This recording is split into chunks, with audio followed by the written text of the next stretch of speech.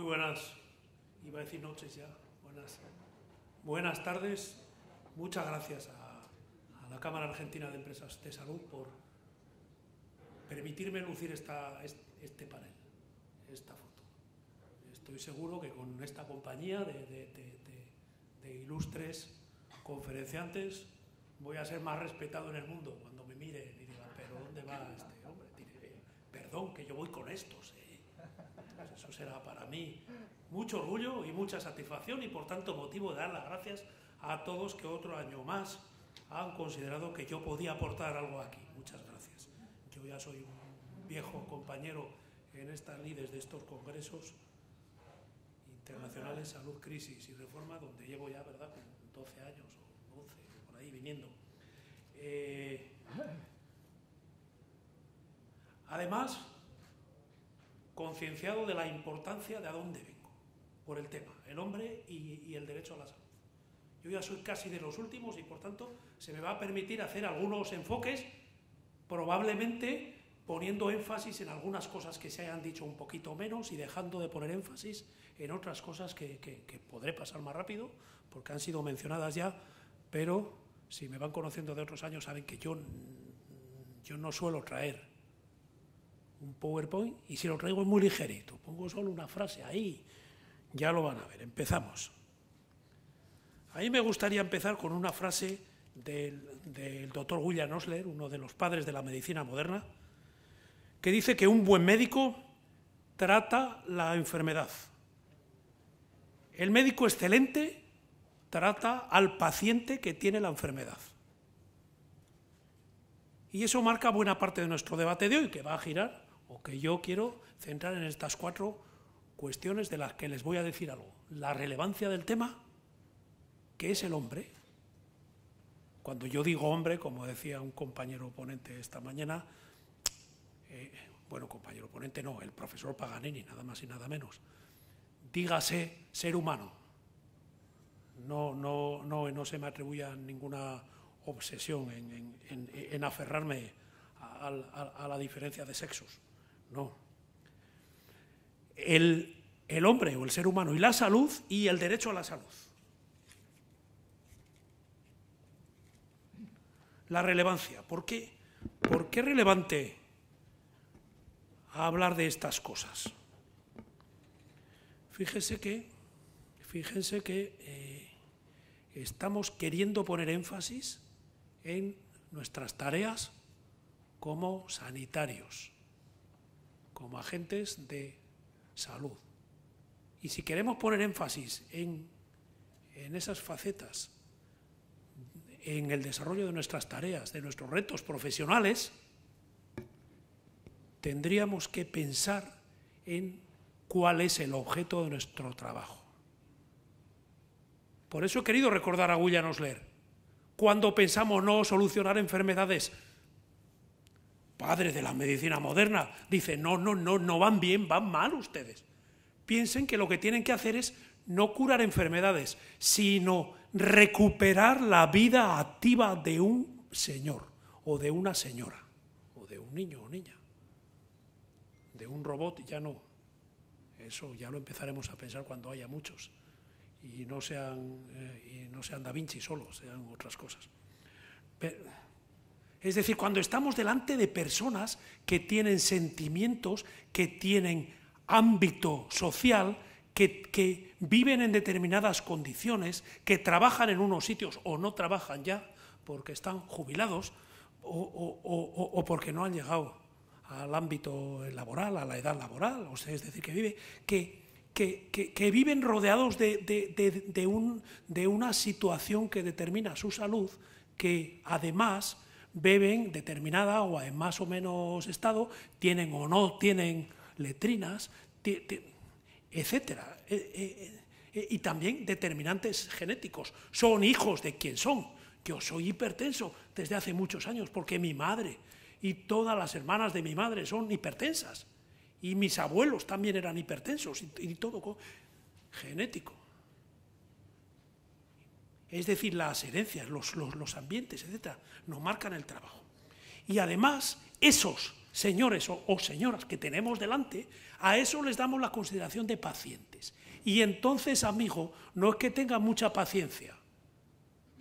Les decimos pacientes porque, primero, que nos aguantan a nosotros, permítanme la broma, ahí sí que tienen paciencia, y después porque ostentan el derecho a recibir los mejores servicios sanitarios, de gente profesionalizada, de personas a las que hemos formado para que presten los mejores servicios sanitarios, los de más calidad, objetiva y subjetiva, medible y por tanto certificable, objetiva y subjetiva, derivada de la sensación que reciben con los servicios que le damos.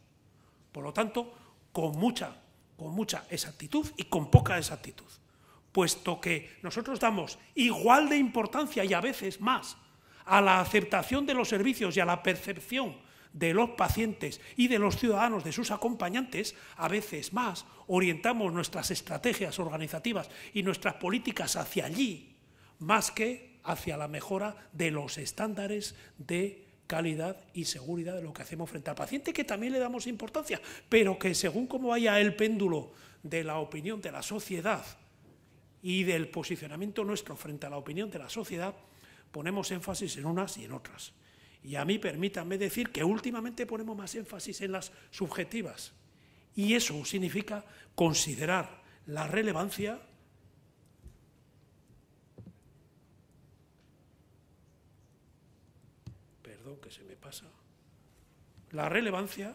del ser humano. Por tanto, de las estrategias de humanización, la participación de los pacientes y de las organizaciones de pacientes pueden hacer de motor de evolución del modelo y del sistema sanitario, indudablemente. Si aceptamos esto, en los últimos años los servicios de salud se están dirigiendo, podemos verlo, a humanizar la atención sanitaria y todo lo que ello conlleva. ¿Pero qué es humanizar? Humanizar es hacer una realidad más humana, menos cruel, menos dura para las personas, en general para los pacientes y para los acompañantes. Y hacer un sistema humanizado significa tener organizaciones al servicio de la persona, pensado y concebido para las personas, el sistema sanitario que debiéramos aspirar. Y es que la humanización, señores, tiene que ver con la gestión, con la concepción del sistema sanitario, es decir, con la planificación, con el funcionamiento de las estructuras asistenciales, con la mentalidad de las personas involucradas en la recuperación de salud de los pacientes y con la competencia profesional que se ostente. Algunas de las medidas en este sentido que se pueden y que yo creo que se deberían adoptar para desarrollar la idea transformadora de la humanización de los sistemas de salud, de las organizaciones y de los profesionales son, y me van a permitir decir unas poquitas solo, pero yo creo que relevantes, incluir las humanidades sociosanitarias en el grado universitario de medicina y en el grado universitario de enfermería y en el grado universitario de fisioterapia y en todos los grados universitarios asociados a o que posibilitan actuaciones profesionales frente a los pacientes de nuestro sistema sanitario. Cambiar el liderazgo directivo a un liderazgo afectivo. Es decir, tener en cuenta que nosotros estamos dirigiendo, los gestores, casi todos, organizaciones cuyo leitmotiv es recuperar la salud de las personas que habitualmente la han perdido o han perdido parte de su salud, a veces sienten que la han perdido, pero en definitiva recuperar la salud de las personas, y eso significa empatizar con las personas. Y eso significa no ser directivos bancarios que van a buscar el dinero por el hecho de que los objetivos que se nos pongan delante sean la eficiencia y la eficiencia y la eficiencia, y nada más. Tendríamos que rebelarnos frente a las estructuras que no logran entender que la búsqueda de la reducción de los precios no significa la búsqueda de la reducción de los costes, y que ni siquiera la reducción de los costes supone la mejora de la eficiencia de una organización que es tan justa y que es uno de nuestros objetivos principales, que el logro de la eficiencia pasa por la seguridad de cuanto hacemos, por la no repetición de actos, por acertar a la primera, por dar servicios de alta calidad que garanticen que no los vamos a tener que repetir, por analizar y reingenierizar constantemente los procesos a la luz de las oportunidades que nos dan las tecnologías, máquinas, tecnologías, fármacos, tecnologías materiales en general. Liderazgo afectivo, por tanto. Reordenar los procedimientos asistenciales y organizativos en un proceso de reingeniería continua, como les acabo de decir. Potenciar la investigación y la formación de los profesionales sociosanitarios en el área del humanismo y de la humanización, y profesionalizar las asociaciones de pacientes con el fin de hacer efectiva de verdad su participación activa en nuestro sistema.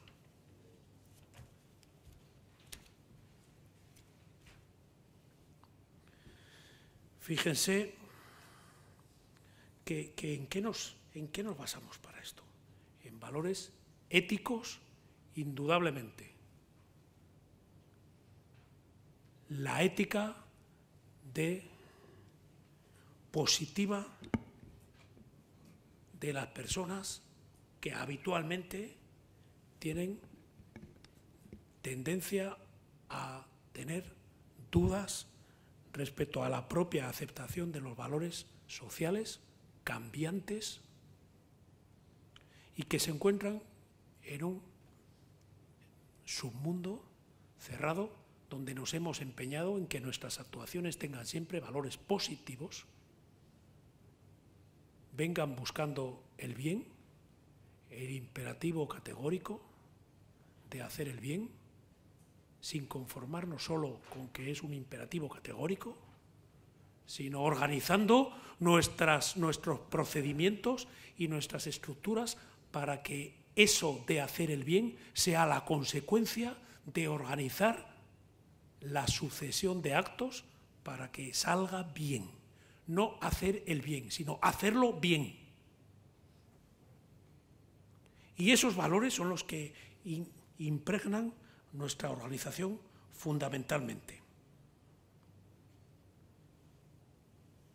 Por tanto, justifica, documenta eso, la proximidad a los pacientes, para ver cómo van nuestras actuaciones, la búsqueda de pacientes informados, pacientes expertos,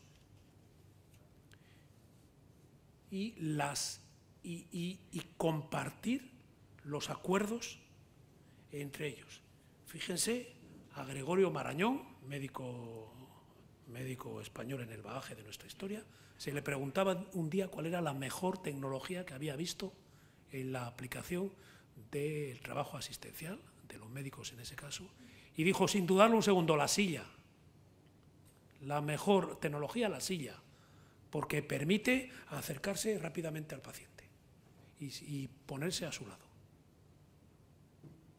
Cuando estamos con él para informarle de cuál es nuestro parecer respecto a su estado, para aconsejarle un cambio en los estilos de vida, para indicarle cómo debe aplicar tratamientos a su enfermedad, cómo debe colaborar, para buscar su aceptación y su consenso y su acuerdo a nuestro trabajo, etc. Un valor importante que nosotros aceptamos, valor del paciente con nosotros, valor de los acompañantes, los que viven junto al paciente, con el paciente, los que él estima que son sus compañeros de vida o sus compañeras de vida, estar con él en la toma de decisiones.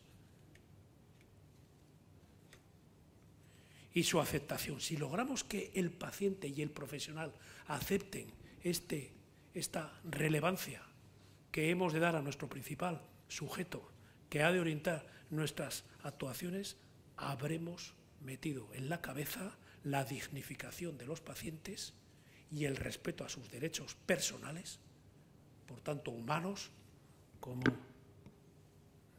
lo más relevante de nuestras actuaciones, o casi al mismo nivel de relevancia que el éxito en recuperar su salud.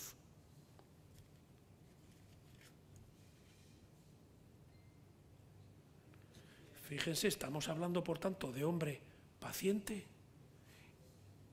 y de hombre ciudadano. Y yo he puesto versus, que en latín significa contra, ¿verdad? Por intentar contraponer un poquito ahí. Resulta que el ciudadano tiene otra manera de pensar cuando no está enfermo que cuando se pone enfermo. Resulta que al ciudadano es más fácil hacerle entender la redistribución social de las rentas, lo de que todo tiene que llegar para todos, la priorización de las actuaciones de gobierno y de gestión, la transparencia en lo que hacemos.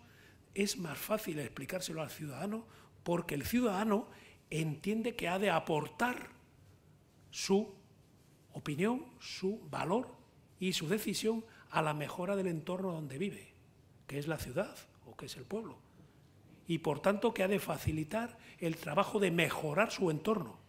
Sin embargo, el paciente, que es un paciente que necesita de los servicios sanitarios, que se siente débil o que está objetivamente débil, lo que busca es mi recuperación.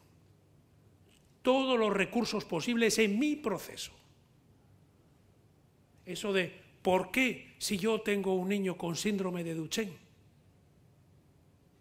¿Por qué tengo yo que aguantar, que nos pasó en España, aguantar que las autoridades me digan, oiga, no me voy a gastar 200.000 euros en usted cada año, en un niño que a lo mejor vive 25 o 30 años ahora, antes vivía menos, pero ahora vive en eso, más en fármacos, más la rehabilitación, más las consultas? Mire usted, es que estaremos hablando de 500.000 euros al año. Claro, no me lo voy a gastar. Dice, mire usted, yo soy ciudadano español, padre de este niño. Tengo mis derechos a recibir el máximo que haya factible o que exista en el acervo de la ciencia médica. Y yo sé que existe, puesto que me he informado, he leído y sé más que usted, médico neurólogo que no forma parte de una unidad de Duchenne. Pero yo tengo un paciente Duchenne y voy con más información que usted. Y sé dónde están realizando el último ensayo clínico con un fármaco que usted, por lo que veo, no conoce. Y veo, es decir, ese tipo de cosas es difícil integrar a esas personas en nuestros objetivos de maximizar el valor salud, incluso el valor salud suyo, que es más amplio que el valor recuperación de la enfermedad, ¿verdad? Es difícil. Y maximizar el valor de la salud colectiva es difícil. Sin embargo, uno tiene el derecho subjetivo, aunque no se le apoye con derecho objetivo, el derecho subjetivo, que lo pone en cualquier sitio por delante, decir, oiga, tráteme al máximo que me pueda tratar y no me limite acceso, que ya se ha comentado que es distinto a la extensión del derecho a la asistencia, el acceso a los servicios a los que tengo derecho. Entonces, estamos frente a ciudadanos que se les aprecia porque tienen voto. Y por tanto marcan características de decisiones, de actuaciones de las autoridades y de los sistemas sanitarios en el futuro porque blanden el voto. A mi hijo pequeño, que está estudiando el último año de Ingeniería Civil en una universidad en Madrid, pues tiene que hacer el trabajo fin de grado, lógicamente, y le dice el jefe de estudios, a quien él había ido a pedirle que si le podía dirigir el trabajo porque es profesor de una asignatura que le gusta, pues le orienta a un trabajo que necesita ir a las autoridades municipales de Madrid. Y la pregunta que le hace es, ¿dónde vives, chaval? ¿En qué distrito vives? Y él le dice, ¿en dónde vive?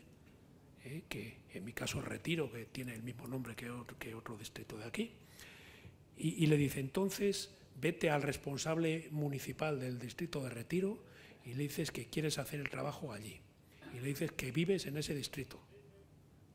Claro, y mi hijo tampoco entendía mucho cuál era el razonamiento por el que no podía ir a otro distrito, a Moncloa. Y le dice, ¿y por qué en mi barrio? Y le dice él, porque tienes un voto en ese barrio. Y se va a dar cuenta enseguida de que es mejor dejar contento a alguien que tiene un voto que no dejarle contento. Fíjense, pues esto nos pasa. Los derechos se regulan desde el poder de imponer mayorías en sistemas democráticos. En dictaduras son de otro tipo, pero en sistemas... Y las mayorías se consiguen convenciendo a la población que puede ejercer el derecho al voto. No de otra manera. Entonces escuchamos a los ciudadanos. Y los ciudadanos dicen cosas muy sustanciosas. Y queremos incorporarlos a nuestros debates y a nuestras decisiones para configurar tanto el sistema de salud a niveles que marcan la planificación de los sistemas de salud y de los recursos sanitarios en diversas áreas, en diversas estructuras, como a la mesoplanificación de los hospitales a través de planes estratégicos, discusión de vías clínicas, reingeniería de los procesos, etcétera. Buscamos a los ciudadanos y a los pacientes, a ambas cosas. Buscamos asociaciones de vecinos que tengamos en nuestro entorno para que nos acepten nuestras estrategias de responsabilidad social corporativa que, según algunos autores, solo sirven para lavar la cara de lo mal que hacemos y de lo que agredimos el medio ambiente, según otros sirven para aproximar y para buscar consenso en nuestra obligatoria aportación a la mejora de la salud de nuestro barrio, y se empiezan a desarrollar actuaciones como presencia de los hospitales en las ferias de los pueblos, del hospital, de ese ámbito, presencia de los hospitales en los clubes de jubilados, presencia de los hospitales en las actividades deportivas del fin de semana de los niños en los colegios, presencia, etcétera, y también incorporación de representantes de esas asociaciones para configurar la relación entre sociedad y hospital. Y integramos también a nuestros pacientes, a los más informados, a los que más nos conocen, en nuestras decisiones organizativas internas, y a los más expertos, a los que más se han preocupado de analizar qué es el sistema sanitario, cómo se configura, y se han hecho expertos, porque además de conocernos mucho, por habernos probado mucho, además de eso, resulta que tienen capacidad y experiencia para juzgarnos y para permitirnos mejorar. Y cuando incorporamos así a los pacientes y a los ciudadanos, estamos respetando la consideración de la persona humana en sociedad, que la persona humana se mueve en sociedad con el convencimiento de sentirse miembro de esa sociedad y, por tanto, sujeto de derechos como miembro de la sociedad, y a veces acepta también su parte de sus obligaciones como miembro de la sociedad, como si fuera uno más, ejemplo de un bloque de viviendas en comunidad, en donde cada uno paga la parte que le toca y se beneficia de elementos comunes. Últimamente piscinas comunes, gimnasios comunes, etcétera. Antes no había esta cosa, pero ahora con la mejora de la concepción de la salud de manera integral también aportamos piscinas en las comunidades como oportunidad para liberar unas calorías y para relacionarse bien con los vecinos, que eso aporta también salud, ¿verdad? Porque la sociedad regula sus normas. Y exigimos respeto a la regulación de las normas que nos damos como sociedad. Y si no respetamos las normas que nos damos como sociedad, la sociedad va a tender a excluirnos, a castigarnos, a marginarnos. Y eso en la recepción de todo tipo de servicios, los educativos y los sanitarios también. También. Si tú vas a un hospital, que lo hemos visto a veces, y te dedicas a fumar por los pasillos y en la habitación, etcétera, mire usted, a la cuarta vez que le pillen, le van a echar del hospital y le van a decir adiós. Usted no acepta las condiciones de autotrabajo, autorresponsabilidad para la recuperación de su salud en este sitio, váyase. Y si no quiere ir, llamaremos a la policía porque conseguiremos una orden de un juez para que se vaya. No le pegaremos al paciente con la policía, pero sí llamaremos, ¿verdad?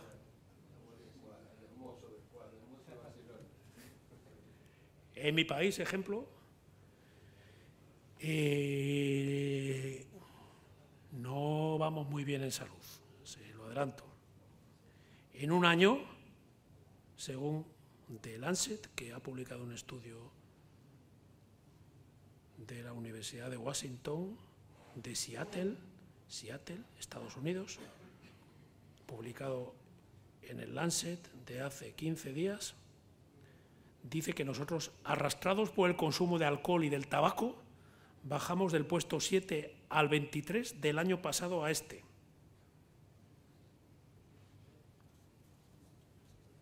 Es un estudio de 47 países que buscan en qué posición estamos cada uno de ellos de cara a los objetivos de la Organización Mundial de la Salud, de objetivos de desarrollo sostenible para el año 2030. Ahí dice que nos va a nosotros mal la ingestión de alcohol, nos va a nosotros mal el consumo de tabaco, nos va a nosotros mal el sobrepeso infantil y nos va a nosotros mal en la incidencia de virus de inmunodeficiencia humana y nos va a nosotros mal los abusos sexuales a menores. Y en la otra cara de la moneda nos va muy bien, alcanzamos puntuaciones máximas en muertes por desastres naturales, retrasos en el desarrollo infantil, ahí vamos muy bien, prevalencia de enfermedades tropicales, que no es que tengamos mucho retraso, sino poco retraso y pocas enfermedades tropicales también, violencia machista, poca, condiciones del agua, condiciones sanitarias del sistema sanitario y de higiene, contaminación del aire, muertes por conflictos o por terrorismo, vamos bien, y prevalencia de violencia sexual y psicológica. Antes íbamos mal en menores. Sobre la base de estas tendencias, dice que países que van a mejorar en mayor grado, menciona el estudio, son los siguientes: Kazajstán, Timor-Leste, Angola, Nigeria y Suazilandia. Y los que van a empeorar de aquí al 2030, dice que son 4. Sri Lanka, Venezuela, Serbia y Ucrania, debido a los elevados índices que tienen actualmente de sobrepeso infantil y de consumo abusivo de alcohol, fundamentalmente. Dice que van a empeorar. Por tanto, tenemos un reto, que es mejorar las condiciones del desarrollo. Fíjense que se interpreta un indicadores de salud, entran dentro indicadores de salud, no de funcionamiento del sistema sanitario. Sí que un indicador es organización del sistema sanitario. Y nosotros tenemos pues un sistema sanitario estructurado en separar, habitualmente con alguna experiencia de integrar dispositivos para atención primaria y atención hospitalaria, con ritmo de áreas integradas muy lento. Ahí la OMS no hizo en Europa mucho énfasis en la campaña de buscar áreas integradas de servicios de salud, no hizo mucho énfasis, y se nota. Y los desafíos de salud que nosotros tenemos son unos desafíos en cuanto en cuanto al envejecimiento de nuestra población, más o menos igual que ustedes. Un drástico descenso de mortalidad que viene asociado, generalizado además en todas las etapas de la vida, que va asociado a la necesidad de más tiempo atendiendo a las personas, puesto que el descenso de la mortalidad en procesos cada vez más cronifican la enfermedad y generan en muchos casos dependencias, favorece que aumenta el nivel de vida general en muchas regiones y que se producen mejor los alimentos y se progresa en la distribución, pero no se puede olvidar que hay un desafío importante en mi país y en los países avanzados entre los que están ustedes, que son políticas de desarrollo más eficaces.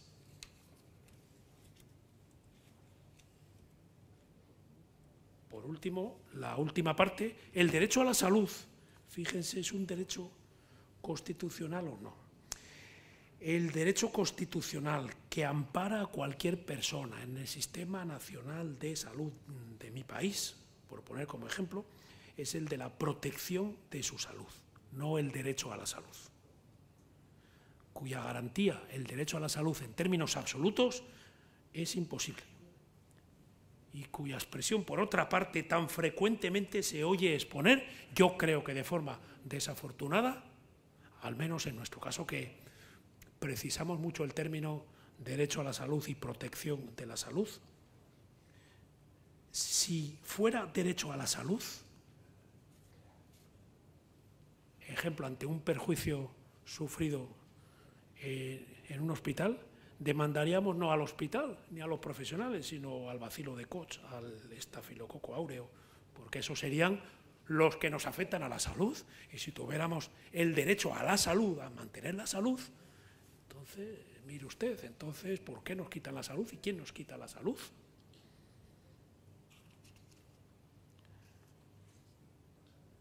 Si nos centramos en el derecho a la protección de la salud, hay otros derechos también que de este mismo nivel.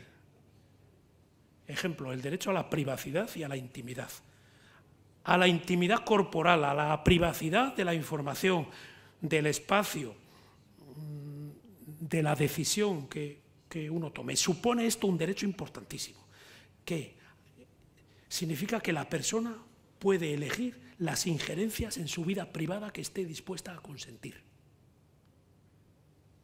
Aquel derecho del famoso juez americano Cooley al final del siglo XIX, the right to be let alone, o el derecho a ser dejado en paz. Eso es lo que supone esto. Derecho a la confidencialidad, o sea, la obligación de preservar la intimidad de la persona por quien posee su información íntima. De este modo, intimidad es un derecho y confidencialidad es la obligación correlativa al derecho a la intimidad. El derecho a la propia imagen, derecho que hace referencia al aspecto de cada persona, que le identifica y que le configura como alguien singular, como una persona, como alguien especial y como alguien diferente de las demás personas. Esto influye en la percepción propia, en la autoimagen, y también tiene efectos en las oportunidades de relación social, que marcan el nivel de salud, determinan el nivel de salud. Y por último, el derecho al honor, que hace referencia a la estimación de la persona por la sociedad en la que vive. Es el conjunto de características y el conjunto de acciones de la persona que contribuyen a configurar su buen nombre, su fama, su honra y su consideración social. He querido traerles estos derechos. En el artículo 41 de nuestra Constitución española, por tanto constitucional, se recoge la garantía de protección a los ciudadanos mediante un sistema de seguridad social, que en nuestro país es diferente al sistema de protección de la salud, pero dejando más adelante nuestra Constitución claramente diferenciada de este ámbito de la seguridad social insisto, en la cobertura sanitaria, que en este precepto ni se menciona siquiera.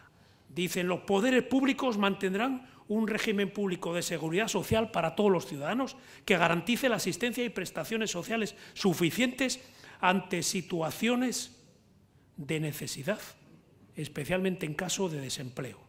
La asistencia y las prestaciones complementarias serán libres. Si analizamos profusamente este artículo y lo leemos, lo releemos otra vez, igual que no lo vamos a hacer por el tiempo, nos produce una primera impresión de levedad, que poco se garantiza este derecho, y escasa solidez asociado a la levedad en un asunto de la máxima relevancia para cualquier Estado, que es la fijación al más alto nivel normativo del sustrato de los pilares del estado de bienestar, en su significado más tradicional, sin inventar nada, es decir, pensiones, garantía de protección al envejecimiento y cobertura sanitaria. Cobertura sanitaria le dedicaba un derecho fundamental a la protección de la salud, pero no a la seguridad social. Han visto que es un derecho que no se fija mucho ni a las prestaciones de la seguridad social y que incluso se deja al albur de que, bueno, si no le llega, si no está contento, búsquese otras cosas. A pesar de las inconcreciones y de la falta de solidez de este precepto, sí quiero destacar una mención que contiene en su redacción. Es que la protección se dirige a todos los ciudadanos, se deslaboraliza, no va asociada, por tanto, la protección y la evolución normativa, no va asociada a estar de alta en el mundo laboral. Entonces, desarrolla una serie de prestaciones no contributivas y el acceso a la asistencia sanitaria por los ciudadanos fuera del ámbito de la concepción tradicional de asegurados. No estamos hablando de que se garantiza el acceso de los asegurados, sino supone un reconocimiento del acceso a los ciudadanos. Este tránsito exigió en nuestra Constitución crear una ley, la Ley General de Sanidad del año 86, haciendo extensivo en esa ley el derecho a la asistencia de todos ciudadanos, el derecho a la protección de la salud de los ciudadanos. Por tanto, es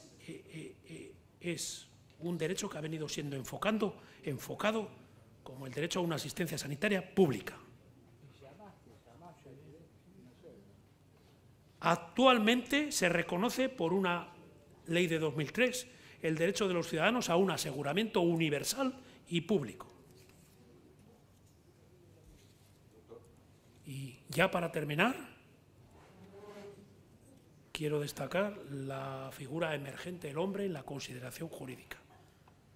Para resumir, el director general de la Organización Mundial de la Salud, Tedros Adhanom Ghebreyesus, ha instado a todos los países a garantizar la cobertura sanitaria universal a todos sus ciudadanos, como un derecho y no como un privilegio, y ha puesto la meta entre los objetivos de desarrollo para el año 2030.